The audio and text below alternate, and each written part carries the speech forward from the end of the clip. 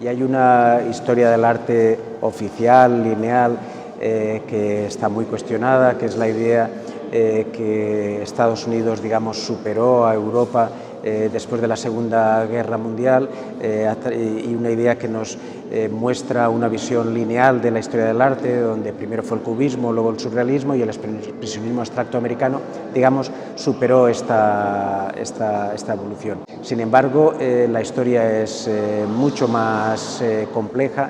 La historia nos muestra que los movimientos, los artistas no trabajan de un modo lineal, eso es una proyección al pasado desde el presente, sino que hay fuerzas antagónicas que están continuamente cuestionándose unas a otras. Y eso era una de las cosas que intentamos ver en esta exposición. Otro elemento importante en la exposición es el hecho de que prácticamente casi todos los artistas en la muestra son extranjeros. Son los extranjeros que buscan refugio en París como una ciudad de la libertad, como una ciudad donde todo es posible, donde esta libertad genera comunidades afectivas, donde, digamos, se genera a partir de este tipo de nuevas relaciones una nueva centralidad, una nueva capitalidad mundial de la cultura. My idea was to say, okay, we're going to show chronologically what happened during several rooms, what happened in Paris, what kind of debates developed in Paris according to history, historical facts, what happened, wars, tensions, and so on and so forth.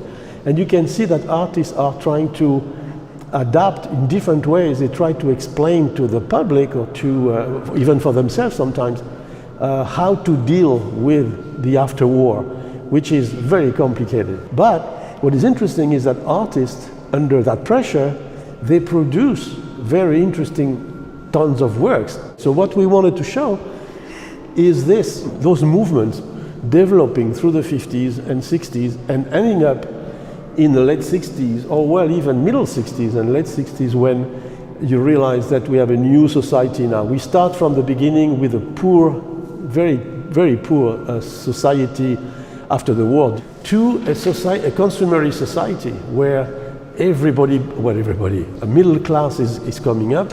They have money, they buy cars, the advertising is everywhere.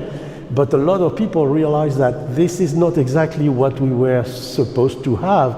The dream we had, the utopian world that we had, was not that. Was not like a few people are going to be rich and buy everything, and all the others are going to be, lost and poor and so on. So there is a critique by 63, 64. There is a lot of critique in France about that type of culture, very different from what was going on in America, in New York, with pop art. Pop art is pretty positive, even if sometimes you have Andy Warhol making some statements on. But here, it's really politicized in a sense, right? Here they say, no, we're going to force you to look around, to move, to make sure that you realize that you are a human being, that you can make choices, right? I guess started 4 years ago with the idea that I'm going to show the people who are coming to help a Parisian culture or a modern culture. And now we are entangled into, well, what? Immigration? We don't want, kick them out. Well, if we kick them out, all of out, there's nothing in Paris left for us to look at. This room would be totally empty.